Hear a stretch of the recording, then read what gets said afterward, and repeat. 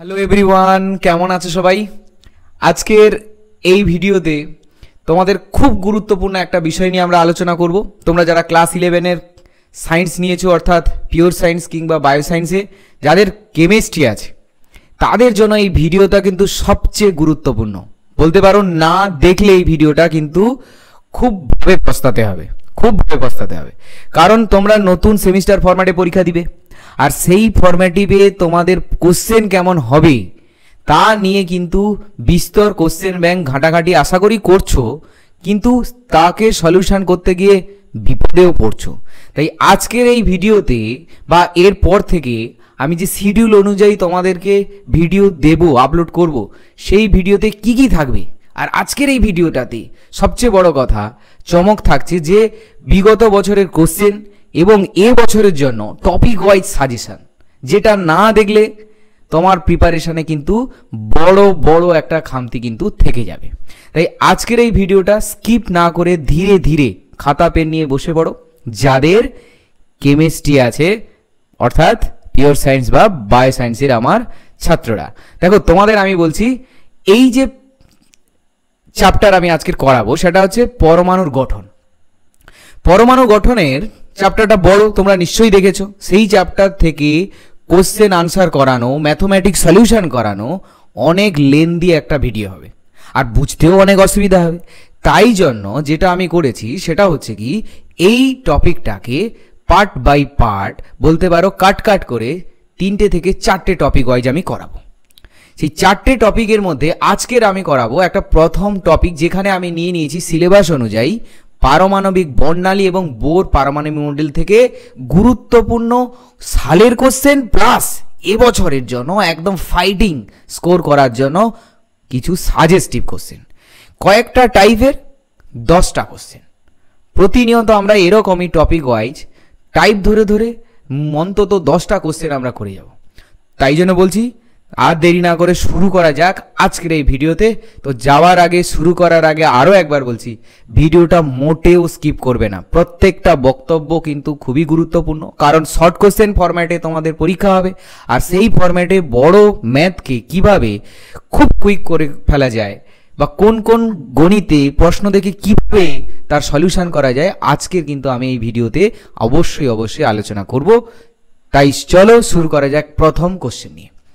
আচ্ছা, আজকের এখানে আমরা শুরু করেছি পারমাণবিক বা পরমাণুর গঠন চ্যাপ্টার নিয়ে।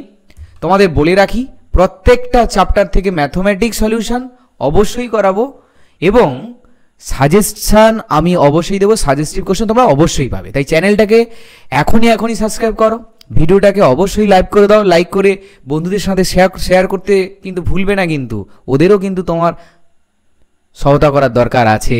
চলো দেরি না করে আজকে শুরু করি। আজকের এটা প্রথম পার্ট বলতে পারো পারমাণুর গঠন থেকে, যেখানে আমরা পারমাণবিক বর্ণালী এবং বোর পারমাণবিক মডেল থেকে 10টা ইম্পর্টেন্ট কোশ্চেন কয়েকটা টাইপের পড়ে ফেলব। দেখো, স্ক্রিনে অবশ্যই দেখতে পাচ্ছ যে আজকের প্রথম প্রশ্ন, যেটা শুরুতেই বলি, দেখো ডান দিকে লেখা আছে যে ক্লাস 11-এ 2022 সালে এই কোশ্চেনটা শর্ট কোশ্চেনে হিসেবে পড়েছে। তখন শর্ট কোশ্চেন কম পড়তো, এখন কিন্তু শর্ট কোশ্চেন তোমরা জানো পুরোপুরি কোশ্চেনই শর্ট কোশ্চেন হবে তোমাদের ফার্স্ট সেমিস্টারে। তার জন্য এই কোশ্চেনটা তো ইম্পর্টেন্ট আছে। তো বলে রাখি, এই কোশ্চেনটা অনুরূপ কোশ্চেন আরও একটা কিন্তু আছে, যেটা সালের পড়েছে। আমি একই রকম বলে তোমাদের দিইনি, কারণ এটা বলতেই কীভাবে সলিউশন করতেই বলে ফেলবো, সেটা আশা করি তোমাদের মাথায় ক্যাপচার হয়ে যাবে। চলো দেখি প্রথম প্রশ্নে। তাহলে বলছে, প্রদত্ত কোনটি বোরের পরমাণু মডেলের ক্ষেত্রে প্রযোজ্য নয়? আচ্ছা, বোরের পরমাণু মডেলের ক্ষেত্রে প্রযোজ্য কোনটা? তোমরা অবশ্যই পড়েছো, বা নোটসে অবশ্যই তোমরা পড়ার সময় লিখে নিয়েছো যে বোর পারমাণবিক মডেলের সাফল্য। সেই সাফল্যের ক্ষেত্রে অবশ্যই দেখবে লেখা আছে যে কোন কোন ক্ষেত্রে বোরের তত্ত্ব খাটে। দেখো, বোরের তত্ত্ব কিন্তু খাটে এক ইলেকট্রন বিশিষ্ট পরমাণুর ক্ষেত্রে। একটাই মাত্র ইলেকট্রন থাকতে হবে এমন পরমাণুর ক্ষেত্রে খাটে। আচ্ছা, এখানে চলো প্রত্যেকটাকে যাচাই করে দেখি। হাইড্রোজেনের ক্ষেত্রে দেখো, হাইড্রোজেন প্রথম মৌল, আমরা পড়েছি না সিকোয়েন্স, হাইড্রোজেন, হিলিয়াম, লিথিয়াম করে। তো হাইড্রোজেনের একটা মাত্র ইলেকট্রন আছে। তো এই যে হাইড্রোজেনে একটা মাত্র ইলেকট্রন আছে, তার মানে হাইড্রোজেন বোর তত্ত্ব মেনে চলে। আচ্ছা, তাহলে এ মেনে চলে। এরপরে আসো হিলিয়াম। হিলিয়াম 2 নম্বরের মৌল, আবার প্লাস দেওয়া আছে। হিলিয়ামের মাথায় প্লাস মানে বুঝতেই পারছো একটা ইলেকট্রন তার নেই, তার মানে দুটোর মধ্যে যদি একটা নেই তার মানে তার একটা পড়ে রয়েছে, তার মানে এও বোর তত্ত্ব কিন্তু খাটে। এরপরে আসি অপশন সিতে। এখানে দেখো লিথিয়াম প্লাস। দেখো লিথিয়াম প্লাসের কথা যদি বলি, লিথিয়াম 3 নম্বর মৌল পর্যায় সারণীর। এই 3 নম্বর মৌল কিন্তু এর ইলেকট্রন বিন্যাস করলে 1s2 2s1, তার মানে কি একটা ইলেকট্রন বেরিয়ে গেছে বলে তার প্লাস হয়েছে, কিন্তু এখনো তো দুটো ইলেকট্রন পড়ে আছে, তার মানে বোর তত্ত্ব এই লিথিয়াম প্লাসের ক্ষেত্রে খাটবে না। দুটো ইলেকট্রন যেহেতু আছে এর ক্ষেত্রে কিন্তু একদম খাটবে না। তাহলে এটাই কিন্তু সেই উত্তর যেটা কিন্তু প্রযোজ্য হবে না। আচ্ছা দেখে নেওয়া যাক লিথিয়াম 2+। ও লিথিয়াম 2+ তো দিয়েই রেখেছে। লিথিয়াম 2+ মানে কি, এই যে দেখতে পাচ্ছ 2s থেকে একটা বেরিয়ে গেছে আর 1s থেকে একটা বেরোলে 1s1-এ একটা পড়ে থাকবে, তার মানে 1 ইলেকট্রন বিশিষ্ট। তার মানে এখানকার ক্ষেত্রে সঠিক উত্তরটা হলো লিথিয়াম প্লাস, কারণ এখানে দুটো ইলেকট্রন রয়েছে, এটা কিন্তু বোর তত্ত্বর ক্ষেত্রে খাটবে না। চলো দেরি না করে নেক্সট কোশ্চেনে যাই। নেক্সট কোশ্চেন কি ধরনের কোশ্চেন দেখি। আচ্ছা হাইড্রোজেন পরমাণুর ব্যাসার্ধ দেওয়া আছে, এটা ব্যাসার্ধ টাইপ কোশ্চেন আছে। কি টাইপ কোশ্চেন? ব্যাসার্ধ টাইপ কোশ্চেন।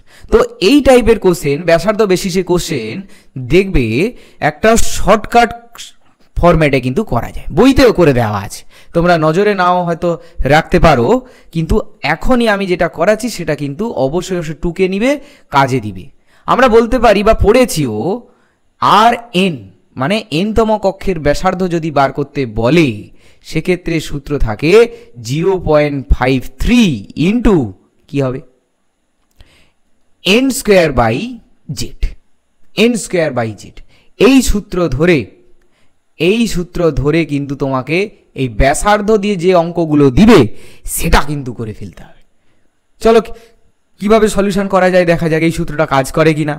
আচ্ছা বলেছে হাইড্রোজেন পরমাণুর ব্যাসার্ধ দেওয়া আছে, এই যে একটা দেওয়া আছে সেটা এইখানে আমি তুলে ধরা আছে। বলেছে লিথিয়াম 2+ মানে 1 ইলেকট্রন বিশিষ্ট পরমাণু, তাহলে আয়নটির ব্যাসার্ধ হবে। আচ্ছা তাহলে আমার এই সূত্রে তোমরা দেখছো অজানা বলতে n, অজানা বলতে n এর মান, অজানা বলতে z এর মান কত। আচ্ছা z এর মান কত? পারমাণবিক সংখ্যা। দেখো লিথিয়ামের কথা বলছি, লিথিয়াম আয়নটির ব্যাসার্ধ।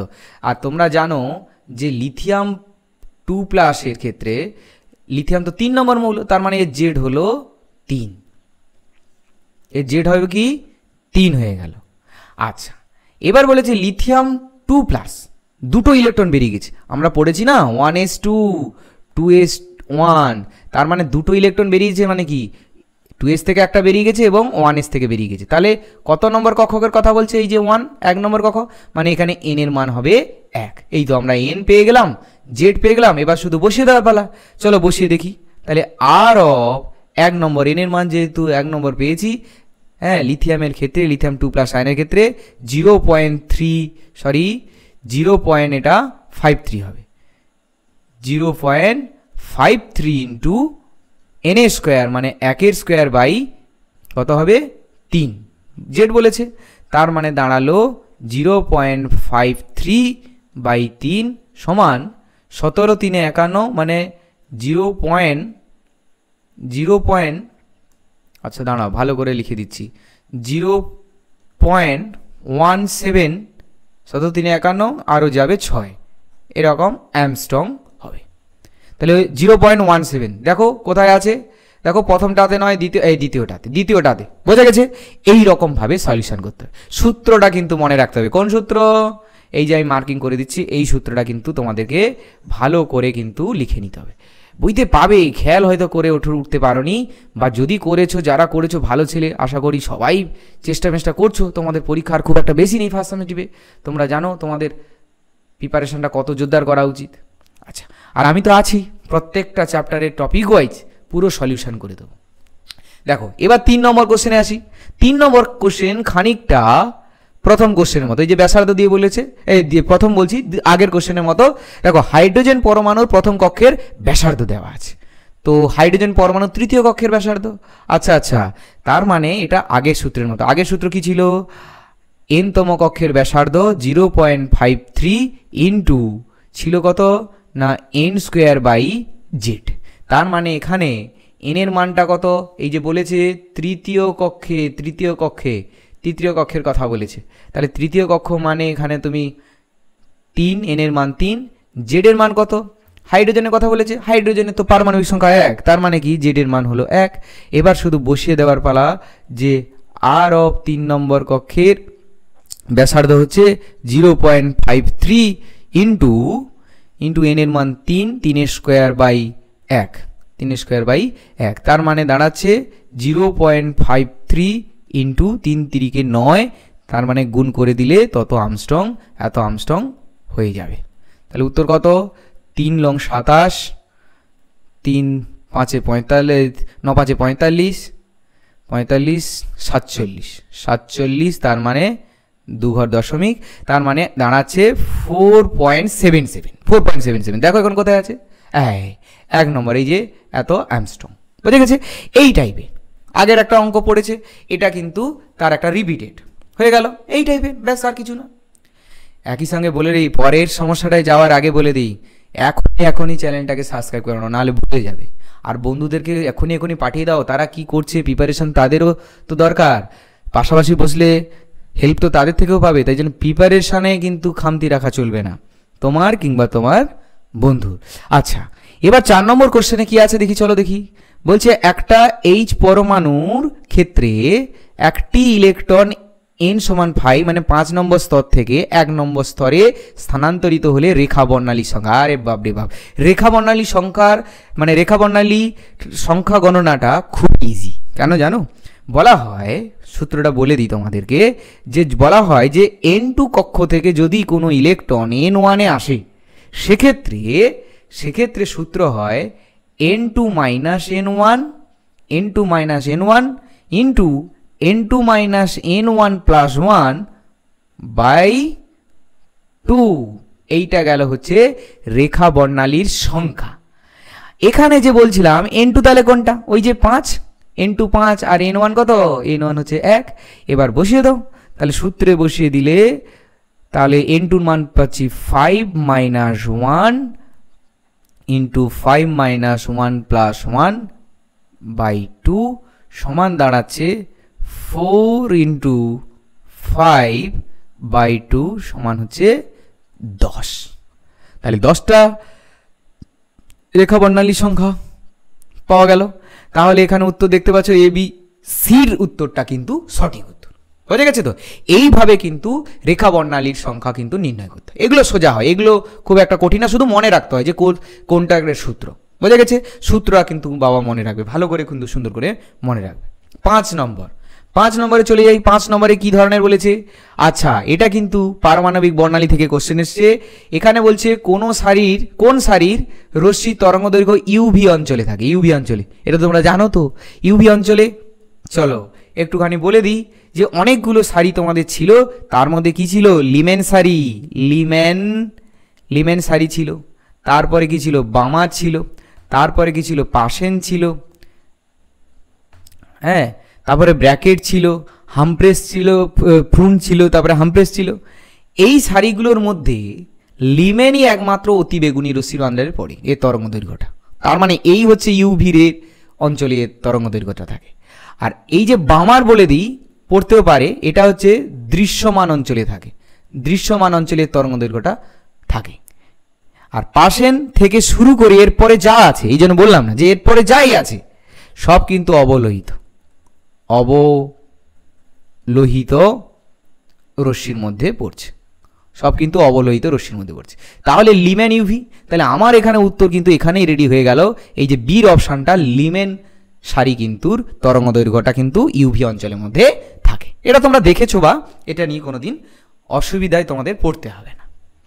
6 নম্বর ম্যাথটা দেখি, কোশ্চেনটা তোমরা দেখতেই পাচ্ছ, আরে বাস, এ তো গুরুত্বপূর্ণ কোশ্চেন, এটা খুব গুরুত্বপূর্ণ কোশ্চেন, কিন্তু এত ইজি কোথায় আছে জানো, এটা হচ্ছে বোরের প্রথম স্বীকার্য, একদম প্রথম স্বীকার্য। সেখানে গেলে তোমরা দেখবে কৌণিক ভরবেগের কথা বলা আছে, কৌণিক ভরবেগ বলা আছে। কৌণিক ভরবেগ সমান কি বলা হয়েছে, এম ভি, এর অনেকগুলো রাতি হয়ে গেল,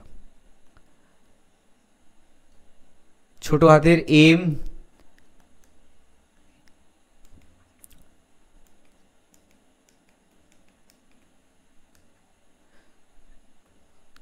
এম ভি আর সমান NH by two pi, NH by two pi, এটা তোমরা পড়েছো।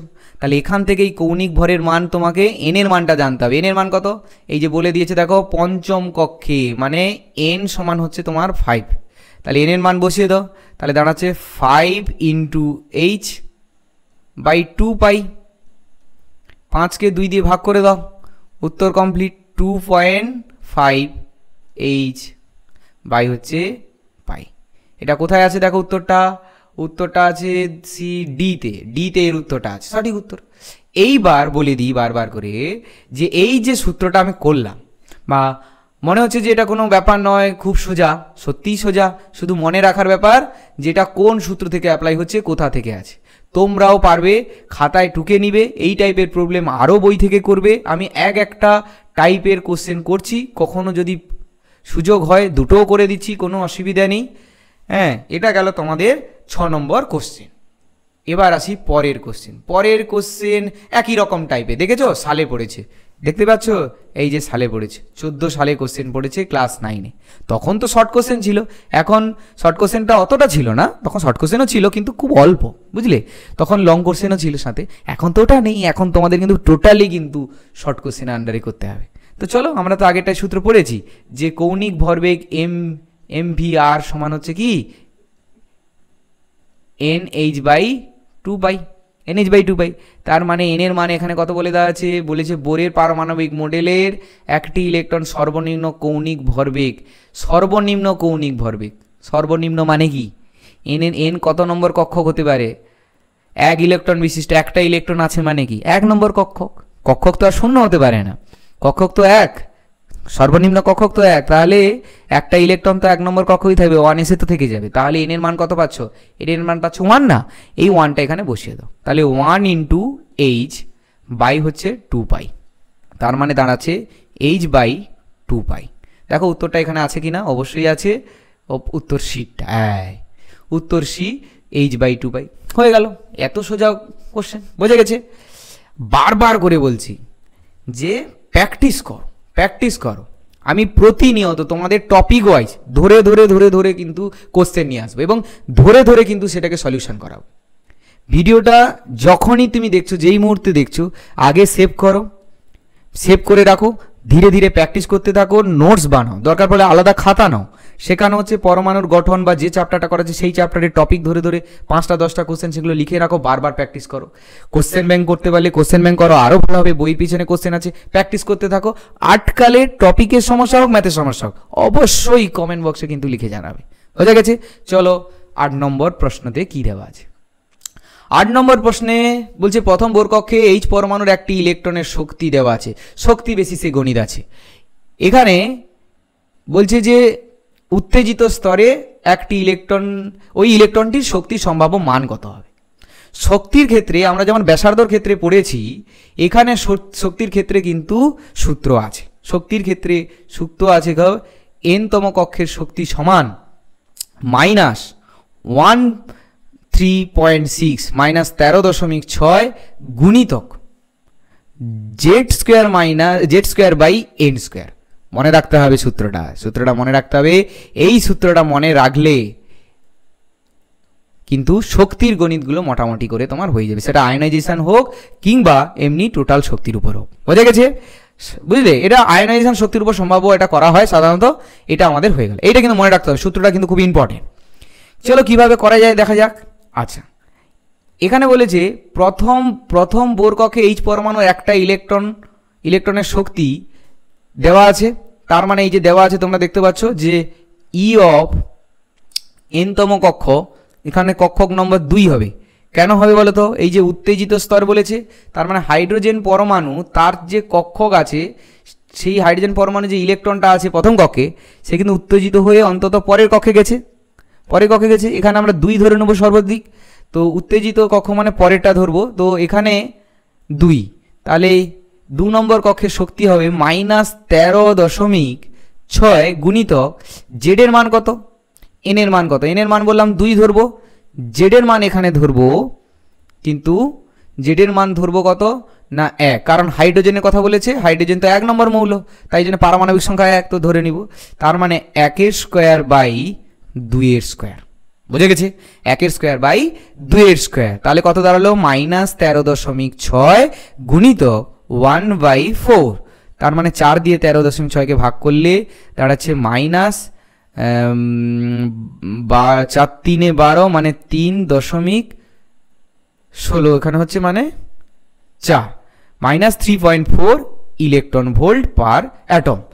এইটা দেখো কোথায় আছে, প্রথম উত্তরটাই একদম করে দেওয়া আছে। তাই জন্য বলছি অঙ্কগুলো মোটেও কঠিন নয়, ঘাবড়ানোর কোনো ব্যাপার নেই। সবসময় চেষ্টা করবে যে বারবার প্র্যাকটিস করতে। নতুন কিছু দেখতে পেয়েছো যেটা হয়তো পড়ার সময় মনে ছিল না, সেটাকেও তোমরা কি করবে, টুকে নিবে।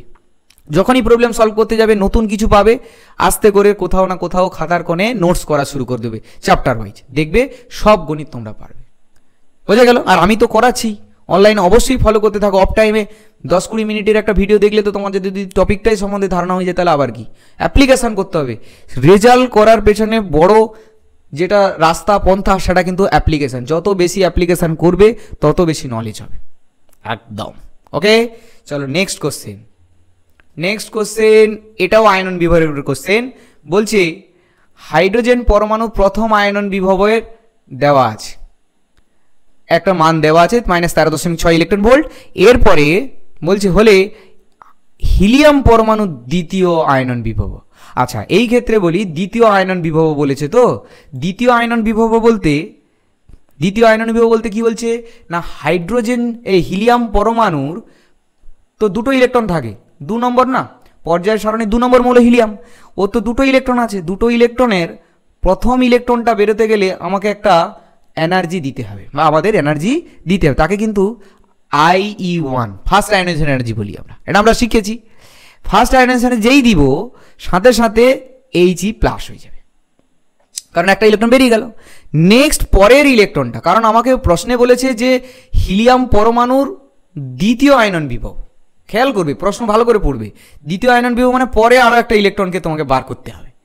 তার মানে তোমার আয়নাইজেশন এনার্জিটা সেকেন্ড আয়নাইজেশন এনার্জিটা গণনা করতে তোমাকে বলছে। তার মানে 2 নম্বর ইলেকট্রনটা যদি বেরিয়ে যায়, ইলেকট্রন হিলিয়াম 2+ হয়ে গেল।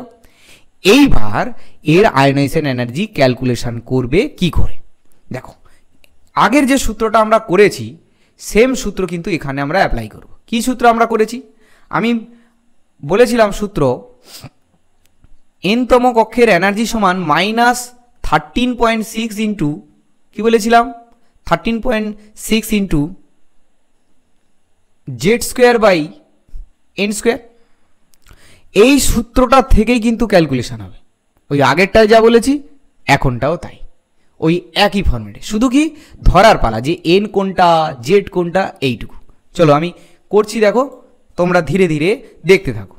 এখানে n সমান কত নম্বর কক্ষের কথা বলছে, দেখো একটা হিলিয়াম পরমাণুর ইলেকট্রন বিন্যাস করলে তোমরা জানো যেহেতু 2 নম্বর মৌল, তাহলে 1s2, তার মানে n কক্ষ 1, তার মানে এখানে n এর মান পেয়ে যাবে কিন্তু 1 হয়ে গেল। n পেয়ে গেলে 1। z এর মান কত, z এর মান বলছে এই যে 2, হিলিয়াম তো 2 নম্বর মৌল পর্যায় সারণী, তাহলে z এর মান 2। ক্লিয়ার? আর তো কোনো সমস্যা রইল না। এবার এই সূত্রটাকে মেনে আমাদের গণিত করতে হবে। চলো কিভাবে করা যাক। তাহলে E1 নম্বর হিলিয়ামের ক্ষেত্রে 1 নম্বর কক্ষের শক্তি দ্বিতীয় ইলেকট্রনের ক্ষেত্রে -13.6 গুণিতক Z², z মানে 2, তাহলে 2 স্কোয়ার বাই 1 স্কোয়ার, তার মানে দাঁড়াচ্ছে -13.6 গুণিতক অ্যাকচুয়ালি 4, কারণ 1 স্কোয়ার মানে 1 থাকছে, 2 স্কোয়ার 4, এত ইলেকট্রন ভোল্ট। বোঝা গেছে? আগের গণিতটার মতো এবার গুণ করে দাও, 4×6 = 24, 13×4 = 52, 53 = 54, মানে এইটা -0.1 ঘরে আছে এইটা, তার মানে এত ইলেকট্রন ভোল্ট পার অ্যাটম বলতে পারো, বা আমার দরকারও নেই, এখানে যেহেতু অপশান দেওয়া আছে বললেও ক্ষতি নেই। হয়েছে? তার মানে উত্তর দাঁড়ালো 54.4। দেখো এবার তো তোমরা দেখতে পাচ্ছ কোথায় আছে, অপশান সি সঠিক উত্তর। এই টাইপের গণিত না মোটেও কঠিন না, তোমরা ধরে ধরে, আবারও বলছি ধরে ধরে কিন্তু লিখে করবে, ভিডিওটাকে পজ করে দরকার পড়লে ডাউনলোড করে নিবে, ডাউনলোড করে কিন্তু অনুশীলনটা করতে থাকবে। চলো লাস্ট কোশ্চেন আজকের কি দেওয়া আছে। আচ্ছা লাস্ট কোশ্চেন খুব সোজা, আর লাস্ট কোশ্চেন করার আগে মানে এই ভিডিওটা শেষ হওয়ার আগে বলে দিই, অবশ্যই অবশ্যই কিন্তু চ্যানেলটাকে সাবস্ক্রাইব করো। পরের ভিডিওটা আরও দুরন্ত হবে, আরও সুন্দর হবে, কারণ প্রত্যেকটা টপিক ওয়াইজ যেমন কোশ্চেন সলিউশন করাচ্ছি, তার সাথে সাথে একদম প্রপার কোশ্চেন প্যাটার্ন অনুযায়ী যে তোমাদের সমস্ত চ্যাপ্টার নিয়ে একদম প্রপার সাজেশন আমি নিয়ে আসবো, এবং বেশ কয়েকটা সাজেশন তোমাদের করাবো যাতে পরীক্ষার কোনো না খামতি থাকে। বোঝা গেল? এক্ষুনি তাই কি করতে হবে, চ্যানেলটা যদি সাবস্ক্রাইব না করে থাকো এক্ষুনি সাবস্ক্রাইব করে নাও, আর চেনা পরিচিত যে বন্ধুরা আছে তাদেরকে একটুখানি শেয়ার করে দাও আর কি। চলো এবার লাস্ট কোশ্চেনটা করে নিই। এটা তোমরা ক্লাস 10এও করেছো, যে কোনো পরমাণুর এনতম কক্ষে মোট ইলেকট্রন সংখ্যা। এনতম কক্ষের মোট ইলেকট্রন সংখ্যা আমরা পড়েছি ক্লাস 11-এর এই চ্যাপ্টারেই, যে 2n² ইকুয়েশন। 2n² ইকুয়েশন বলতে সিটটা, এই সিট দাগেরটা এখানে রয়েছে, এটা 2n² হবে, 2n² হবে। বোঝা গেছে? 2n²। মনে পড়ছে? নাহলে চলো আমি একটু বলে দিই। ওই যে পড়তাম না যে একটা পরমাণুর নিউক্লিয়াসের চারদিকে কক্ষপথগুলো থাকতো, বিভিন্ন কক্ষপথ, কে কক্ষ, এল কক্ষ, এর কে মানে এন এর মান 1, বুঝতে পারছে, এল মানে এর এন এর মান হচ্ছে 2, এদের ক্যাপাসিটি ওই যে কে এর ক্ষেত্রে কত হবে, এই সূত্রে বসিয়ে দাও, এই সূত্রে বসিয়ে দিলে কি হবে, 2 × 1² সমান হচ্ছে 2। কে কক্ষে সর্বাধিক ক্যাপাসিটি, সর্বোচ্চ ইলেকট্রন ধারক ক্ষমতা, এল কক্ষে কত, এল তো 2 নম্বর কক্ষ, তাহলে 2 × 2² সমান হচ্ছে 2 × 2 = 4, 2 × 8। এইভাবে কিন্তু ইলেকট্রনের ক্যাপাসিটি আমরা বার করতে পারি, কত ইলেকট্রন এখানে ধরতে পারি। এই গেল তোমাদের আজকের এই বোর তত্ত্ব, বোরের পারমাণবিক মডেল আর পারমাণবিক রেখা বর্ণালী থেকে ইম্পর্টেন্ট টাইপ ধরে এবং এক্সেস ইম্পর্টেন্ট সাজেশন তোমাদের আমি দিয়ে দিলাম। এরই মধ্যে কিন্তু পড়বে। আরও এই চ্যাপ্টার থেকে আরও কোশ্চেন আছে, 6-7 নাম্বার যখন আসবে তখন অবশ্যই ইম্পর্টেন্টগুলোই কিন্তু আসবে। পরের দিন কিন্তু তোমরা এর পরের ভিডিওটা অবশ্যই পাবে, যে টপিক আমি ভাগ করেছি পরের দিন অবশ্যই কিন্তু দেখার জন্য এখনই কিন্তু চ্যানেলটাকে সাবস্ক্রাইব করে লাইক করে দাও, নাহলে কিন্তু ভিডিওটা কোথায় চলে যাবে আর খুঁজে পাবে না, তখন চাইলেও সহজে খুঁজে পাবে না। আর তোমরা ভালো থাকো, দেখা হবে কিন্তু পরের ভিডিওতে।